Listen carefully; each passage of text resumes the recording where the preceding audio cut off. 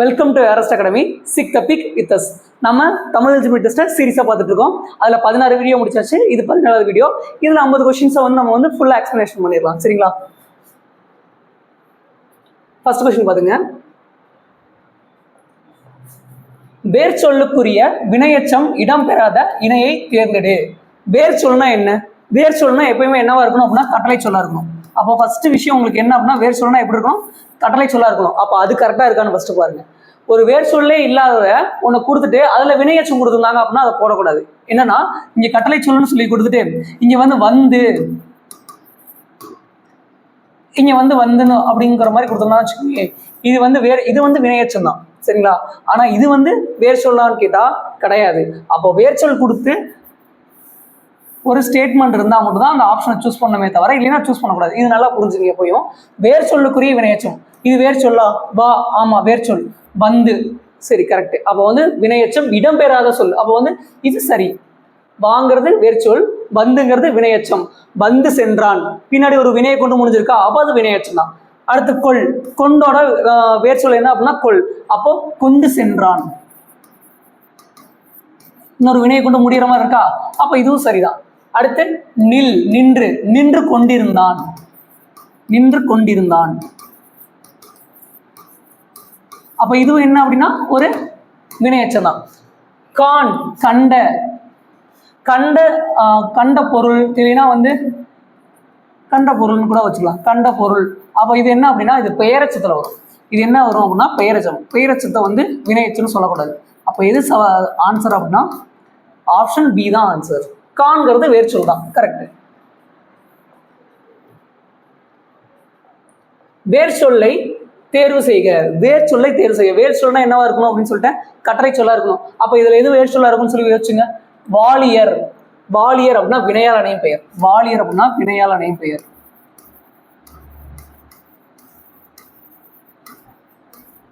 வாலியர் அப்படின்னா வினையால் அணையும் பெயர். சரிங்களா? இதுல வால்ங்கிறதா வேர் சொல். வா அப்படிங்கிறது வேர் சொல் கிடையாது. வாலி அப்படிங்கிறது வேர் சொல் கிடையாது. வாலிய அப்படின்னா பெயரச்சம்.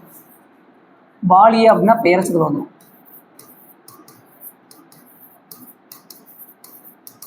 சரிங்களா? அடுத்து 3வது கொஸ்டின் பார்க்கலாம். ஒரு பொருள் தரும் பல சொற்கள். நெருப்பு. நெருப்பு அப்படின்னா அனல், கனல். இந்த அனலும் கனலும் நெருப்பு தான் குறிக்கும். இந்த தணல் வெயில் இருக்குல்ல, இது நெருப்பு குறிக்காதா அப்படின்னு கேட்டா இந்த தணலுங்கிறது நெருப்பு தணிஞ்சதுக்கு அப்புறம் இருக்கிற சாம்பலை தான் தணல்னு சொல்லுவாங்க. அந்த வெயில் நெருப்பை குறிக்கலாம் மேபி. ஆனா தணல் நெருப்பை குறிக்காது. தண்ணீர், தீ, இதுவும் நெருப்பை குறிக்காது. தண்ணீர் வந்துருச்சு.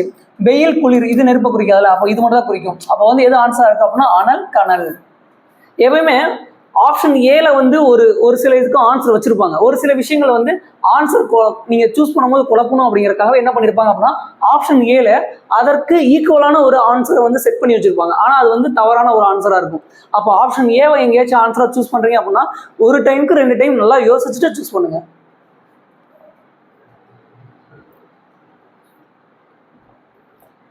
ஒளி மற்றும் பொருள் வேறுபாடு அறிந்து சரியான பொருளை கண்டறிக. அலைனா என்ன, அலைனா என்ன? இது ஈஸி தான். அலை அப்படின்னா கடல். அலை அப்படின்னா பாம்பு புற்று. இதுவே அலைனா அலைத்தல். அலைனா அலைத்தல். இது ஆல்ரெடி நிறைய டைம் பார்த்தாச்சு. அதே தான் ரிப்பீட் பண்ணிட்டு இருக்காங்க. சரிங்களா? அலை, அலைத்தல் இல்லைன்னா கூப்பிடு இங்க கொடுத்துருக்காங்க பாருங்க. ஏன் கூப்பிடுங்கிறது கொடுத்துருக்காங்க? இந்த அலைக்கானதை இங்க போட்டு வச்சிருக்காங்க. சரிங்களா? அடுத்து விலை, விலை, விலை. விலை, விலை, விலை போன்ற சொற்களுக்கு சரியான பொருள் வேறுபாட்டை தேர்வு செய்க. விலை அப்படின்னா பொருளின் விலை. ஓகே, இது பார்த்தோன்னே கண்டுபிடிச்சிடலாம். விலைனா விளைத்தல், அதாவது விளைவித்த பொருள். விளைவித்தல், விளைவித்தல். விளைவித்தல்னாவே என்னது? உண்டாக்குதல். விலை, விலைனா விரும்பு. விலைனா விரும்பு. 3மே ஆன்சர் ஈஸி தான். இதெல்லாம் நிறைய டைம் ரிப்பீட் ஆன கொஸ்டின்ஸ். ப்ரீவியஸ் கொஸ்டின்ல இது ஒரு 4-5 டைம் கேட்டிருந்தாங்க. சரிங்களா? இதெல்லாம் நான் மறுபடியும் திருப்பி பார்த்துட்டே இருக்கும். அப்போ இதெல்லாம் பார்த்தோன்னே ஆன்சர் கிளிக் பண்ணிட்டு அடுத்த கொஸ்டின்ஸ், டஃப்பான கொஸ்டின்ஸ்க்கு நீங்க டைம் ஸ்பெண்ட் பண்ணலாம். இதுதான் நேரத்தை குறைக்கிறதுக்கான ஒரே வழி இந்த கொஸ்டின்ஸ்ல.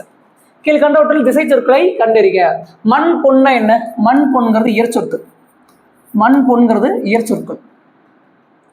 இயற்சொற்கள் இல்லைன்னா இயற்பெயர்கள், இயற்சொற்கள் கூட சொல்லலாம். சாவி, ஜன்னல். சாவி, ஜன்னல்ங்கிறது திசை சொல். சரி, சாவி, ஜன்னல்ங்கிறது திசை சொல். அலுவமங்கம் அப்படின்னா திரிசொல். மடம் விடங்கிறது வடச்சொல். இது இது 4க்குமே எழுதிக்கங்க, அது ரொம்ப முக்கியம். அடுத்து சமுதாயம் என்ற வட சொல்லின் நேரான தமிழ் சொல். சமுதாயங்கிறது நம்ம தமிழ் சொல்னு நினைச்சிட்டு இருக்கோம், ஆனா மண்பதை அப்படிங்கிறது தான் அதோட உண்மையான தமிழ் சொல். சரிங்களா? அதாவது மண்பதைங்கிற சொல்லி எந்த இடத்துல இடம்பெற்றிருக்கும் அப்படின்னா, இளங்கோவடிகள் இயற்றிய சிலப்பதிகாரத்துல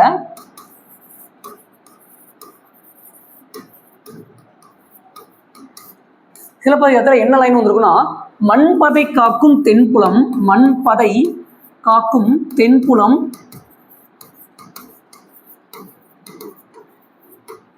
என் முதல் பிழைத்ததுவே.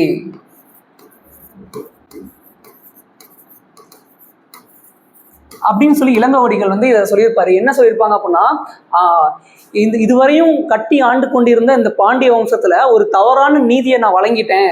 அதாவது மண்பதை சமுதாயத்தை காக்கும் தென்புலம், தென்புலனாலே பாண்டியர்களை குறிக்கும். பாண்டியர்களை குறிக்கக்கூடிய அந்த நீதின்னு சொல்ல மாட்டாங்க. தமிழ்ல நீதின்னு கிடையாது. நீதிங்கிற ஒரு சொல் தமிழே கிடையாது. முறை, மேல்முறையீடுன்னு சொல்றாங்கல்ல. அப்போ முறையீடு அப்படிங்கிறது தான் உண்மையான தமிழ் சொல். நீதிங்கிறது தமிழ் சொல் கிடையாது. அப்போ அந்த முறை எப்போ கெட்டு போயிடுச்சு அப்படின்னா, என் முதல் கெட்டுருச்சு அப்படின்னு சொல்லி தான் அந்த பாண்டிய மன்னன் இறந்து போயிடுவார். அதனால தான் மண்பதை காக்கும் தென்புலம் என் முதல் பிழைத்ததுவே அப்படின்னு சொல்லி முடிச்சிருப்பாரு. அது என்ன நூலில் இடம்பெற்றிருக்குன்னா, சிலப்பதிகாரத்தில் இடம்பெற்றிருக்கும். சரிங்களா? இது கூட ஒரு எக்ஸாம்பிள் இருக்கு. நீதி என்ற சொல் முறை என்று தான் அழைக்கப்படும். இதற்கு எடுத்துக்காட்டு என்ன அப்படின்னா, மனுமுறை கண்ட வாசகம். இந்த மனுமுறை கண்ட வாசகம் தான் நமக்கு நூல் இருக்கே தவிர நீதிமுறை கண்ட வாசகம்னால் நூல் கிடையாது. அப்போ அந்த மனுமுறை அப்படின்னா என்ன அப்படின்னா நீதி அப்படின்னு அர்த்தம். தமிழ் சொற்களை நிறைய நம்ம தமிழ் சொற்கள் நினைச்சிட்டு நம்ம பிறமொழி சொற்கள் தான் அதிகமாக யூஸ் பண்ணிட்டு இருக்கோம். பிழை திருத்தம், சந்திப்பிழையற்ற வாக்கியங்களை தேர்ந்தெடுக்க. பிற நாட்டு, இப்போ பிற நாட்டு இங்க என்ன வந்திருக்கு, இட்டு பிளஸ், அதாவது இட்டு வந்திருக்கு, அதுக்கப்புறம் டூ வந்திருக்கு. அப்போ இங்க என்ன இது என்னவா எடுத்துக்கோம் அப்படின்னா, சந்திப்பிழைனால என்னன்னு சொல்லிட்டேன், நிலைமொழின்னு ஒன்று எடுத்துக்கிறோம், இன்னொன்று வருமொழின்னு எடுத்துக்கிறோம். இந்த வருமொழியில என்ன இருக்கணும் அப்படின்னா, க ச த ப வரிசையில ஏதாவது ஒரு எழுத்து வந்திருக்கணும். இங்க என்ன எழுத்து வந்திருக்கு, சா வரிசையில சி வந்திருக்கு. அப்போ வருமொழியில ஒரு விஷயம் கரெக்ட். என்ன அப்படின்னா, வருமொழியில சா வரிசை வந்துருச்சு. அப்போ அதற்கு இனமான மெய்யெழுத்து என்ன அப்படின்னா, சா வரிசையோட இனமான மெய்யெழுத்து இச்சு. அப்போ இச்சுங்கிறது மிகலாம். ஆனா அதற்கு நிலைமொழியில ஏதாச்சும் ஒரு விதி இருக்கணும். அப்ப நிலைமொழியில என்ன விதி இருக்குன்னு பார்க்கலாம் வாங்க. பிற நாட்டு இங்க என்ன இருக்கு, டூ டூ கு சு டு து பு ரு இதெல்லாமே என்னன்னு சொல்லுவாங்க, குற்றியலுகரம்னு சொல்லுவாங்க. எந்த குற்றியலுகரத்துல வல்லினமிக்கும், வன்தொடர் குற்றியலுகரத்துல வல்லினமிக்கும். அப்போ இது வன்தொடர் குற்றியலுகரமா பார்க்கணுமா அப்படின்னா, இந்த டூங்கிறது இருக்குல்ல, டூன்னு பார்த்தாலே நமக்கு தெரிஞ்சிருச்சு குற்றியலுகரம் தெரிஞ்சிருச்சு. குற்றியலுகரத்துக்கு முன்னாடி எழுத பாருங்க, டா வந்திருக்கு. அப்போ கசட தபர, கசட தபர அப்படிங்கிறது என்ன குற்றியலுகரம், வன்தொடர் குற்றியலுகரம். அப்போ வன்தொடர் குற்றியலுகரத்துல வல்லினமிகும்.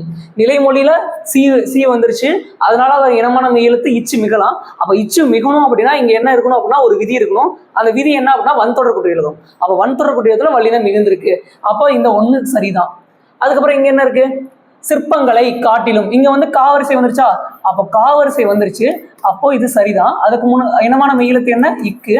இக்கு இங்க மிகணும் அப்படின்னா இங்க ஒரு விதி இருக்கணும். இங்க என்ன இருக்கு, லை. லையை பிரிச்சோம் அப்படின்னா இல் பிளஸ் ஐன்னு வருமா. அப்ப ஐங்கிறது இரண்டாம் வேற்றுமை விரியா. அப்போ இங்க என்ன வந்திருக்கும் அப்படின்னா, இரண்டாம் வேற்றுமை விரியில வல்லினமிகும். இரண்டாம் வேற்றுமை விரியில வல்லினமிகும். சரிங்களா? அதுக்கப்புறம் தமிழக சிற்பங்கள். இங்க சா வரிசையில சி வந்துருச்சு. அதுக்கு இனமான மெய்யெழுத்து என்ன அப்படின்னா இச்சு. இச்சு மிகணும் அப்படின்னா இங்க ஏதாச்சும் ஒரு விதி இருக்கணும், அகர ஈற்று. அப்போ அகர இகர ஈற்று வினையச்சத்துல வல்லினமிகும். அகர இகர ஈற்று வினையச்சத்துல வல்லினமிகும்.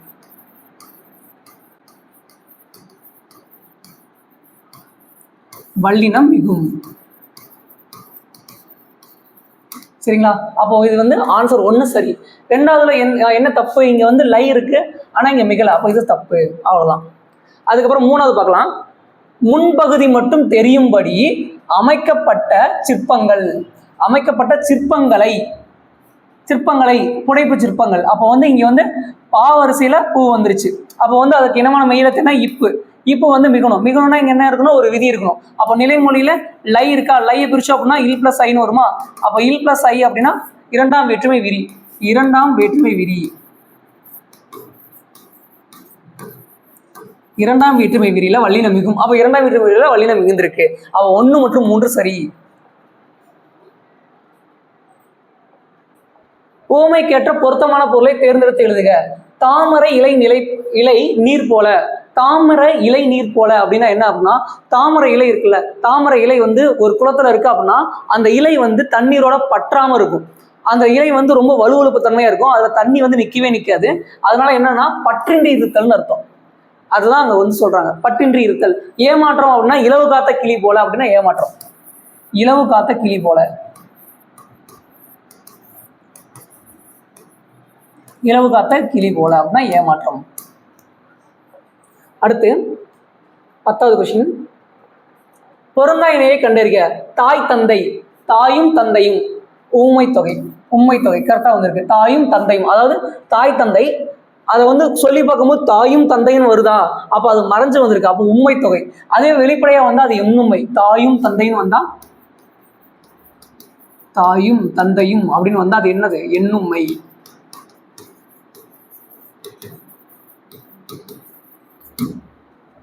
பொற்றொடி வந்தாள் அப்படிங்கிறது அன்மொழி தொகை. அன்மொழி தொகை. அன்மொழி தொகை பிரிச்சுன்னா அல் பிளஸ் மொழி பிளஸ் தொகை. இது பிரித்ததுல வரும், சும்மா அப்படியே எழுதுறேன். பனை மரம் இருபெயரட்டு பண்பு தொகை. இருபெயரட்டு பண்பு தொகைனா என்ன அப்படின்னா, பனைங்கிறதும் மரத்தை தான் குறிக்கும், மரங்கிறதும் மரத்தை தான் குறிக்கும். அப்போ 2 முறை ஒரே இதை வந்து சொல்றதுனால அதை என்ன சொல்லியிருக்காங்க அப்படின்னா, இரு பெயர் ஒட்டி வந்த பண்பு தொகை. அவ்வளவுதான், இருபெயரட்டு பண்பு தொகை. வளர்தமிழ்னா வினைத்தொகை. வளர்ந்த தமிழ், வளர்கின்ற தமிழ், வளரும் தமிழ். 3 காலமும் வந்து மறைஞ்சு வந்திருக்கு. அப்ப 3 காலமும் மறைந்து வந்தா அது என்ன சொல்லுவாங்க, வினைத்தொகை. அதாவது காலம் கரைந்த பெயரச்சம். காலம் கரைந்த பெயரச்சம்.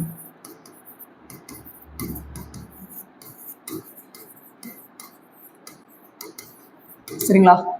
அடுத்த கொஸ்டின் பார்க்கலாம். சொல்லுக்குரிய பொருளை அறிக. பொம்மல் அப்படின்னா என்ன அப்படின்னா சோறு. பொம்மல் அப்படின்னா சோறு. அதாவது இது வந்து எங்க வந்திருக்கும் அப்படின்னா மலைப்படுகாமல தான் வந்திருக்கும். மலைப்படுகடாம் 10th புக்ல மலைப்படுகடாம் இயல். சரிங்களா? அந்த பாடத்துல தான் இந்த பொம்மல்னா சோறு, இரடி, பொம்மல் இதெல்லாம் அங்கதான் இருக்கும். இந்த அறிஞர் பொருட்கள் அங்கதான் இருக்கும். இதெல்லாம் நல்லா பார்த்துக்கங்க. சரிங்களா?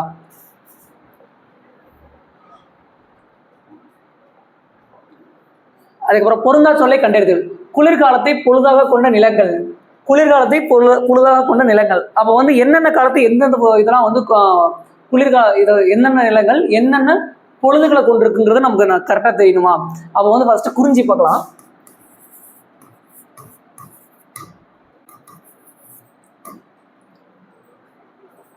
இங்க என்ன கேட்டிருக்காங்க, இது நல்லா பார்த்தீங்கன்னா வச்சுக்கோங்களேன், பொருந்தா சொல்லை கண்டறிய சொல்லியிருக்காங்க. இப்போ இந்த கொஸ்டினோட டெப்த்தை நல்லா பார்த்துங்க. நான் ஃபர்ஸ்ட் இதை எழுதிடுறேன். குறிஞ்சி, முல்லை, மருதம், நெய்தல், பாலை, மொத்தம் 5 வகை நிலங்கள் நம்மகிட்ட இருக்குன்னு நல்லா தெரியும். இந்த 5 வகை நிலத்தை ஓகே, இதுல வந்து என்னென்ன பொழுதுகள் நம்மகிட்ட இருக்குன்னு பார்க்கலாம். இதுல வந்து முன்பனி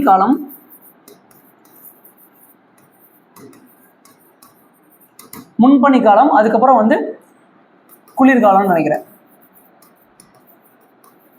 சரிங்களா? அதுக்கப்புறம் முல்லையில வந்து என்ன வரும் அப்படின்னா, முல்லையில கார்காலம் மட்டும்தான் வரும். முல்லையில என்ன மட்டும்தான் வரும், கார்காலம் மட்டும்தான் வரும். அடுத்து மருதத்துல என்ன வரும், மருதத்துல வந்து 6 வகை காலங்களும் வரும். 6 காலங்களும் வரும். இதுலயும் 6 காலங்களும் வரும்.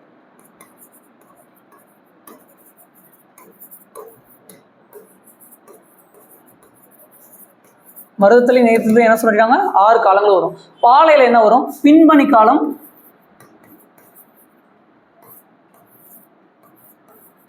காலம், அதுக்கப்புறம் வந்து நண்பகல்னு நினைக்கிறேன். ஓகே, இப்போ இதுல எங்க குளிர்காலம் வந்திருக்கு மட்டும் பாருங்க. இங்க குளிர்காலம் வந்திருக்கு. அப்போ குறிஞ்சி, இன்னொரு என்ன குளிர்காலம், 6 காலங்கள் வந்திருக்கா, அப்போ மருதம் நெய்தல். அப்போ இது 3மே வந்து பொருந்தக்கூடிய சொல்ல வந்திருக்கும். 3மே என்ன இருக்கும், பொருந்தக்கூடிய சொல்ல வந்திருக்கும். அப்போ எதுதான் பொருந்தாதது, முல்லையும் பாலையும் தான் பொருந்தாது. ஏன்னா அங்கே குளிர்காலம்னு ஒன்றே கிடையாது.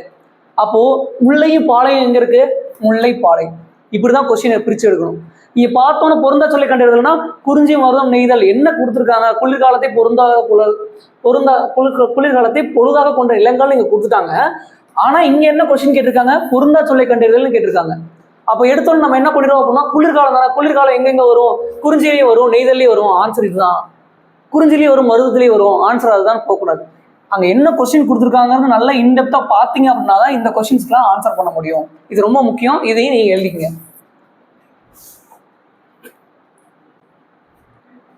அடுத்து வினைகளின் பொருள் வேறுபாடு அறிந்து பொருள் கூறுக. விலை அப்படின்னா விலைனாவே தெரியும், அது வந்து பொருளின் மதிப்பு. விலை அப்படின்னா உண்டாக்குதல், விளைவித்தல். இப்பதான் படிச்சோம், விலை விலை விலை. இந்த விலை, இந்த விலை, இந்த விலை. விலைனா இது என்னது, விரும்பு. அப்போ ஒரே கொஸ்டினை ரிப்பீட் பண்ணி நிறைய டைம் கேட்குறாங்கல்ல, அப்போ அந்த கொஸ்டின்லாம் நம்ம வந்து அதிக டைம் எடுத்துக்காம நம்ம சால்வ் பண்ண பழகிக்கணும். எவ்வகை வாக்கியங்கள் என கண்டெழுதல். கரிகாலன் கல்லணையை கட்டினான். கரிகாலன் கல்லணை என்ன பண்ணியிருக்கான், கட்டியிருக்கான். அப்போ அது செய்வினை வாக்கியம். அது என்ன வாக்கியம், செய்வினை வாக்கியம். அதுவே தன்வினைனா என்னன்னா, ஒரு செயல் வந்து அந்த பலன் வந்து அவனையே போய் சேர்ந்துச்சு அப்படின்னா அது தன்வினை சொல்லிட்டேன். செயற்பாட்டு வினைனா பட்டது, உன் பெரு, இந்த மாதிரிலாம் வந்துச்சுன்னா அது வந்து செயற்பாட்டு வினை வாக்கியம். ஆயிற்று, போயிற்று, போனது, இதெல்லாமே செயற்பாட்டு வினை வாக்கியம் தான். கீழ்கண்டவற்றில் செயற்பாட்டு வினைத்தொடர் அடுத்தே வந்துருச்சு பார்த்தீங்களா. செயற்பாட்டு வினைத்தொடர் எது என கண்டறிக. செயற்பாட்டு வினைத்தொடர், ஓட்டுநரா பேருந்தை இயக்கினார், ஓட்டுநர் பேருந்தை இயக்கினார், ஓட்டுநரா பேருந்து இயக்கப்பட்டது. இதுதான் செயற்பாட்டு வினைத்தொடரா வந்திருக்கணும். ஆன்சர் மாத்தி கொடுத்துருக்காங்க, மாத்தி போட்டுக்கோங்க. அடுத்து பிறவினை சொற்றொடரை கண்டறிக. பூங்குழலி திருக்குறள் கற்றாள். இது என்னது, பூங்குழலி திருக்குறள் கற்றாள். அப்போ வந்து கற்றாள் அப்படிங்கிறது தன்வினை. பூங்குழலி திருக்குறள் கற்றவில்லை, இது வந்து எதிர்மறை தொடர்.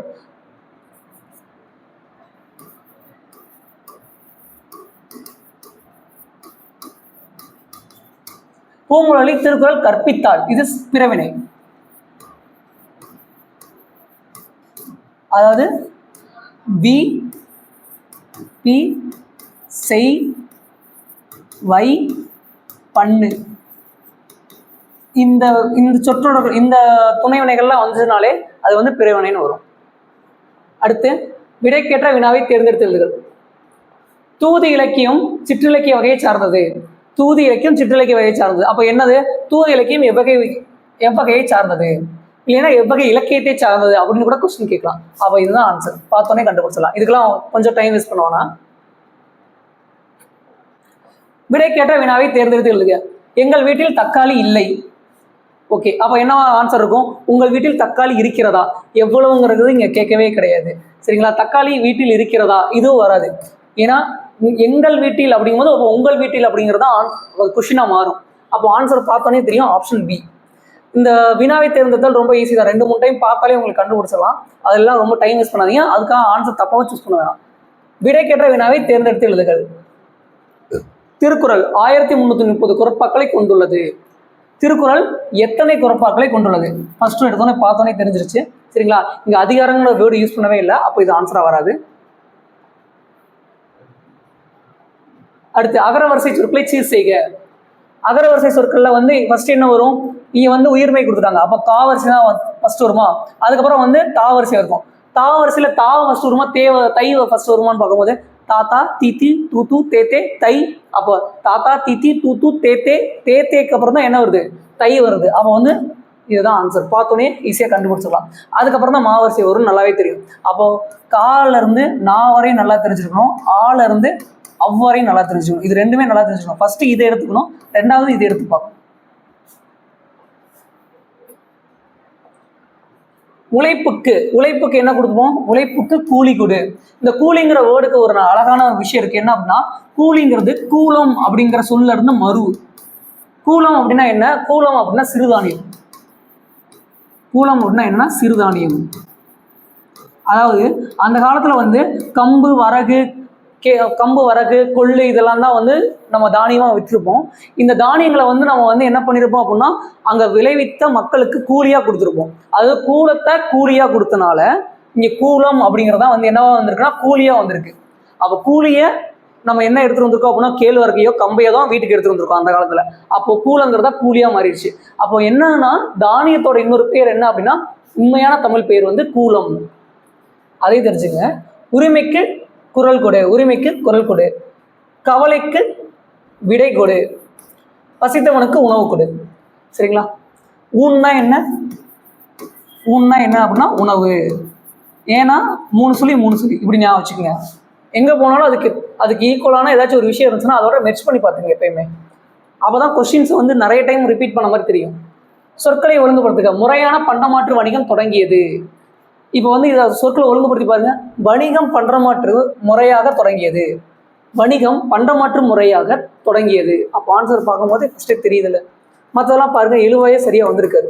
வணிகம் தொடங்கியது பண்டமாற்று முறையாக. இங்கே வந்து முடிச்சலும் கரெக்டாக இல்லை பாருங்க. அடுத்த சொற்களை ஒழுங்குபடுத்துக. செயற்கை நுண்ணறிவு காலத்தில் இருக்கிறோம். இப்போது நாம் இதை வந்து மாற்றி போடும்போது இப்போது இருக்கிறோம் அப்படிங்கும்போது தப்பாயிடுச்சு. இருக்கிறோங்கிறது தப்பு தான். நாம் இப்போது செயற்கை நுண்ணறிவு காலத்தில் இருக்கிறோம். நீ பாருங்க ஃபுல் ஸ்டாப் போட முடியுது. அப்போ இதுதான் ஆன்சர்.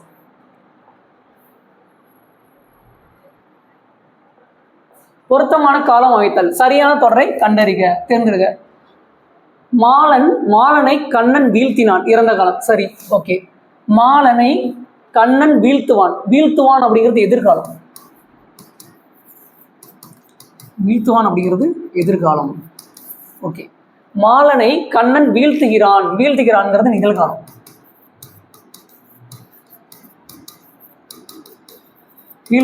நிகழ்காலம். மாலனை கண்ணன் வீழ்த்தி சென்றான்ங்கிறது இறந்த காலம்.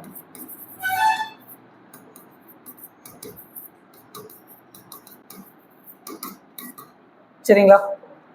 அடுத்து சொற்களை இணைத்து புதிய சொல் உருவாக்குக. ஆடு சரியான சொல். இது வந்து மரபுல வந்துடும். ஆட்டுக்குட்டி. இதுவே மான் கன்று. குளவி அப்படின்னா குழந்தை வரும். குழந்தைன்னு ஒரு பொருள் வரும். சரிங்களா? குருளை அப்படின்னா சிங்கக்குருளை. அடுத்து 26வது கொஸ்டின் பாருங்க. சொற்களை இணைத்து புதிய சொற்கள் அமைக்க. விளையாட்டு, பறவை, பாட்டு, திடல். இதுல பார்க்கும்போது என்ன வருது? விளையாட்டு, திடல். அப்போ இதான் ஆன்சர் வரும். மற்ற ஏதாச்சும் ஆன்சர் வருமா? பறவை பாட்டு வராது, பாட்டு விளையாட்டு வராது, பறவை விளையாட்டு வராது. அப்போ விளையாட்டு, திடல் தான் ஆன்சரா வரும். அடுத்து சரியான எழுத்து வழக்கினை கண்டறிக. தேங்காய் விழுந்து மண்டை உடைஞ்சது. இது வந்து எழுத்து வழக்கில் பேச்சு வழக்கில் இருக்கு. அப்போ மாற்றி பாருங்க.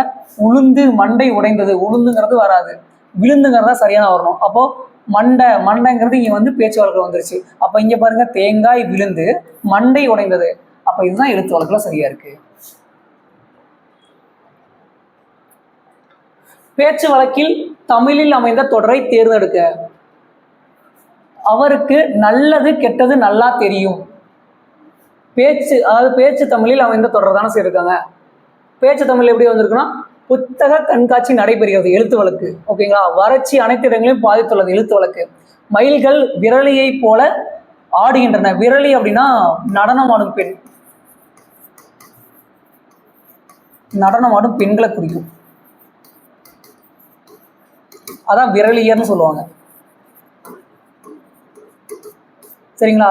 அப்போ இங்க பாருங்க, அவருக்கு நல்லது கெட்டது நல்லா தெரியும் அப்படிங்கிறதா வந்து என்னன்னா பேச்சு வழக்கு. அப்போ ஆன்சர் ஏ. அடுத்து 29. பின்வரும் தொடர்களில் எழுத்து வழக்கு தொடரை கண்டறிக. முயற்சி செஞ்சா அதுக்கேத்த. அப்போ இதெல்லாம் பேச்சு வழக்கு. தேர்வு எழுத அப்படிங்கும் போதே பேச்சு வழக்கு தான். காலையில் எழுந்து படித்தால் ஒரு தெளிவு கிடைக்கும். எழுத்து வழக்கு. சரியா? அடுத்து வந்து காலத்துக்கு ஏற்ற மாதிரி. அப்போ காலத்துக்கு ஏற்றங்கும் போதே பேச்சு வழக்கு வந்துருச்சு. அப்போ இதெல்லாம் வந்து பேச்சு வழக்கு எழுத்து வழக்குங்கிறது சரியான முறைப்படி படிச்சிங்கனாலே நீங்கள் கண்டுபிடிச்சிடலாம். அப்போ ஆப்ஷன் சி தான். தனி சொல்லையோ தனி எழுத்தையோ விளக்கி காட்டும் போது. தனி சொல்லையோ தனி எழுத்தையோ தான் விளக்கி காட்டுறோம். அப்போ வந்து என்ன குறிப்பிடுவோம் அப்படின்னா ஒற்றை மேற்கோள் குறி தான் குறிப்பிடுவோம். இரட்டை மேற்கோள் குறினா எங்க வரணும் அப்படின்னா நேர்கூற்று வாக்கியங்கள் தான் இரட்டை மேற்கோள் குறி வரும். நேர்கூற்று வாக்கியங்கள் நல்லா ஞாபகம் வச்சுக்கோங்க, நேர்கூற்று வாக்கியங்கள். சரிங்களா? அதுவே அரைப்புள்ளி முக்கால் புள்ளி இதெல்லாம் வந்து அரைப்புள்ளி எங்க வரும் அப்படின்னா வந்து ஒரு சொற்றொடர்ல வந்து பல சொற்களை பல பொருட்களை வந்து சொல்லிட்டே போறோம் அப்படின்னு வச்சுங்களேன், அங்க வந்து அரைப்புள்ளி வரும். சரிங்களா? அதுக்கப்புறம் இப்போ வந்து நல்லவன் வாழ்வான் தீயவன் வீழ்வான் அப்படிங்கும் போது அரைப்புள்ளி வரும். நல்லவன் வாழ்வான் தீயவன் வீழ்வான் அரைப்புள்ளி வரும். முக்கார் புள்ளிங்கிறது எங்க வரும் அப்படின்னா இப்போ வந்து முப்பால் அப்படிங்கிறதுல முக்கார் புள்ளி வச்சுட்டு அறம் பொருள் இன்பம்னு பிரிப்போம். இங்கதான் முக்கார் புள்ளி வரும். அடுத்து குடந்தை என வழங்கப்படும் ஊர் பெயரை கண்டறிக. குடந்தை அப்படின்னா என்னது? கும்பகோணம். குடந்தை என்பதோட மருதான் குடந்தை. ஊர் பெயர்களின் மருவை எழுதுக. சரியான இணையை தேர்ந்தெடு. திருச்சிராப்பள்ளியோட மருவு திருச்சி. புதுக்கோட்டையின் மருவு என்னதான்? புதுகைன்னு வரும், புதுவைன்னு வராது. புதுச்சேரியின் மருவு தான் புதுகை, புதுவை.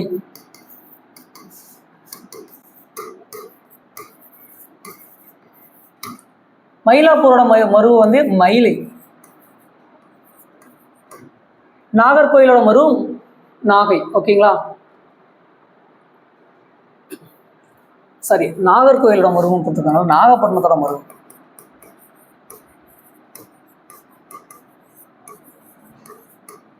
இது மயிலாப்பூரோட மருவு மயிலை. இதுவே இது யார் சொல்லியிருப்பாங்க அப்படின்னா திருஞான சம்பந்தர் வந்து அந்த காலத்திலேயே சொல்லியிருப்பார். மயிலை அப்படிங்கிறத சொல்லியிருப்பார் திருஞான சம்பந்தர். இது 12th புக்கில் இருக்கும், எடுத்து பார்த்தீங்கன்னா தெரியும். திருஞான சம்பந்தர் பற்றி மயிலாப்பூரை பற்றி எழுதியிருப்பார். அடுத்து இணையான தமிழ் சொல்லை கண்டறிக. எக்ஸ்பெரிமெண்ட். எக்ஸ்பெரிமெண்ட்னா பரிசோதனை. பிராக்டிக்கல் அப்படின்னா செய்முறை. பிராக்டிக்கல் அப்படின்னா செய்முறையா? ஓகேங்களா? அப்போ வந்து எக்ஸ்பெரிமெண்ட்னா என்ன? பரிசோதனை. அடுத்து ஆங்கில சொல்லுக்கு இணையான தமிழ் சொல். செக் அப்படின்னா காசோலை. செக்னா காசோலை. கேஷ்னா பணத்தாள். Demand draft. டிமாண்ட் டிராஃப்ட் அப்படின்னா வரைவோலை. டிமாண்ட் டிராஃப்ட் வரைவோலை. Debit card. டெபிட் கார்டு அப்படின்னா பற்று அட்டை. கிரெடிட் கார்டு அப்படின்னா கடன் அட்டை. இதெல்லாம் ரொம்ப முக்கியம். அடுத்து 35வது கொஸ்டின் பாருங்க. பிறமொழி சொற்களுக்கு இணையான தமிழ் சொற்களை கண்டு எழுதுக. கேபினட் அப்படின்னா அமைச்சரவை. கல்ச்சரல் அப்படின்னா பண்பாடு. ஹியூமனிசம் அப்படின்னா மனிதநேயம். பவுண்டரிஸ்னா எல்லைகள். சரிங்களா? இதெல்லாம் ரொம்ப ஈஸியா 4, 3, 2, 1.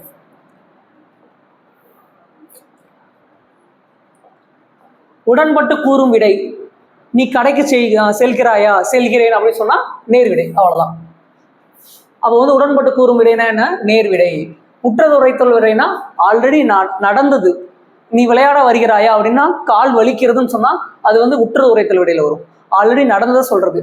இனமொழி விடை அப்படின்னா உனக்கு கவிதை எழுத தெரியும் அப்படின்னு கேட்டா கட்டுரையை எழுத தெரியும்னு சொல்றது என்ன அப்படின்னா இனமொழி விடை. உருவது குரல் விடை அப்படின்னா நீ விளையாட வருகிறாயா அப்படின்னு கேட்டா அதுக்கு பின்னாடி வரப்போறத நம்ம போய் பதிலா சொல்றது. இல்ல கால் வலிக்கும், இல்ல மழை வந்துடும் அப்படின்னு சொல்லி ஒரு காரணத்தை வரப்போற காரணத்தை சொல்றது வந்து உருவது குரல் விடை. அவ்வளவுதான் டிஃபரன்ஸ். அடுத்து விடை எத்தனை வகைப்படும்? விடை வந்து 8 வகைப்படும். வினா எத்தனை வகைப்படும்? வினா வந்து 6 வகைப்படும். தொகை எத்தனை வகைப்படும்? தொகை 6, தொகை 9.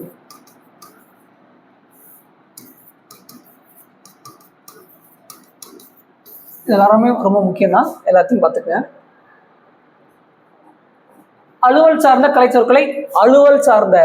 அப்போ வந்து ஒவ்வொன்றுக்கும் டிஃபரன்ஸ் இருக்கு. கலைச்சொற்கள்லேயே நிறைய விதமான கலைச்சொற்கள் இருக்கு. ஸ்டாப்லர். ஸ்டாப்லர்னா கம்பி தைப்பு கருவி. கம்பி தைப்பு கருவி. சரிங்களா? ஃபோல்டுனா மடிப்புத்தாள். Fold paper. கோப்பு அப்படின்னா ஃபைல்.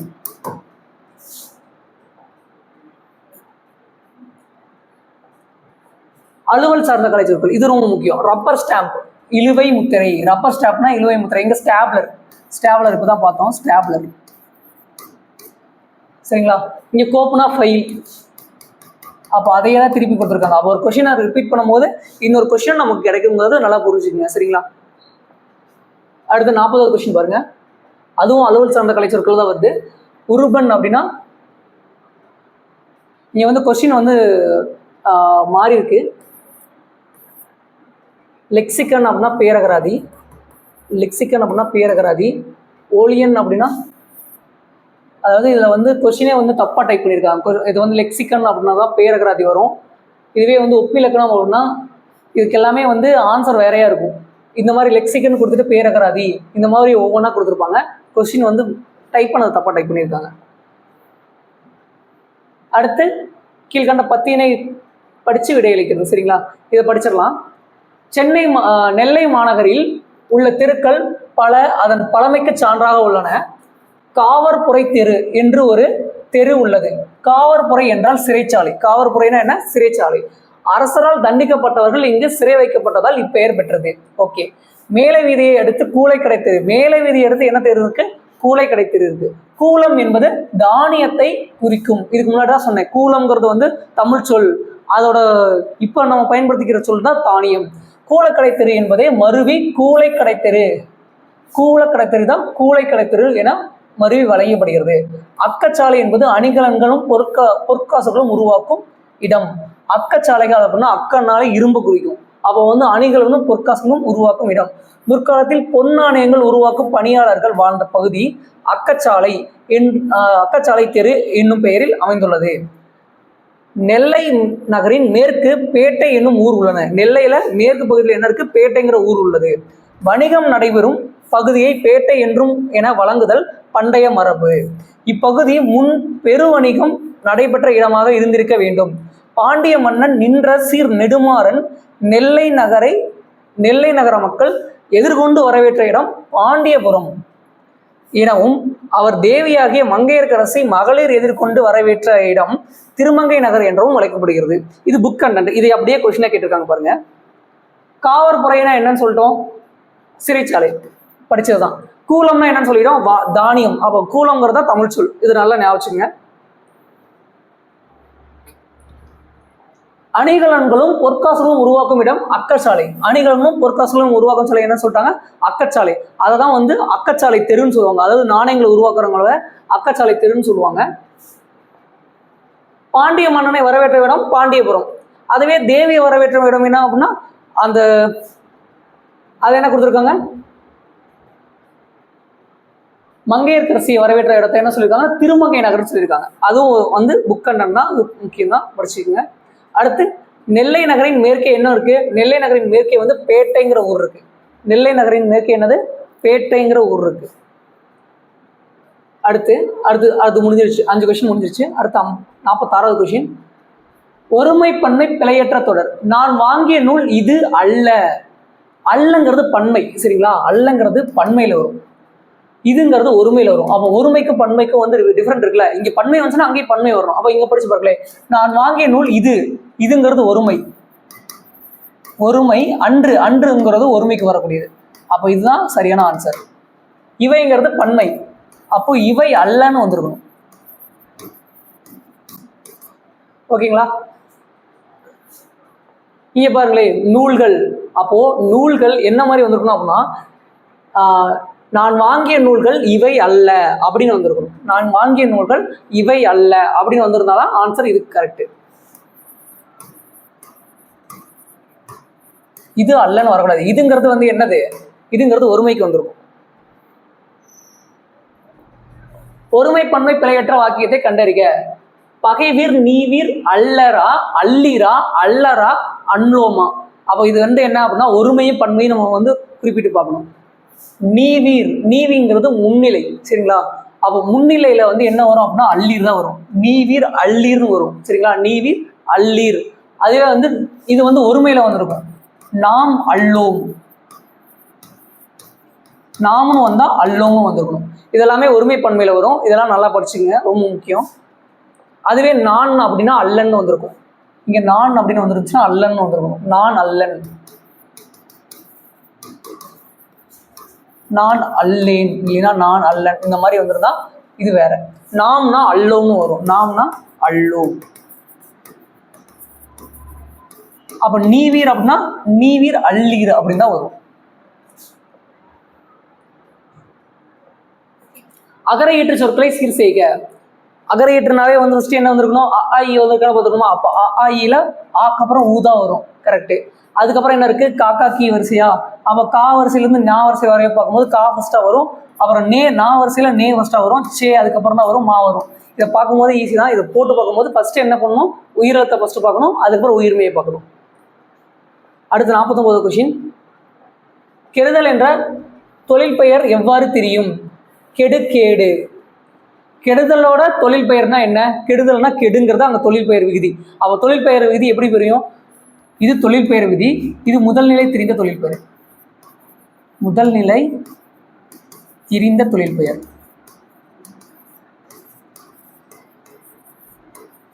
அப்போ கொடுக்கப்பட்ட வார்த்தையோட தொழில் பெயர் விகுதி என்ன அப்படின்னா கெடு, அதோட தொழில் பெயர் முதல்நிலை தொழில் பெயர் அப்படின்னா கேடு.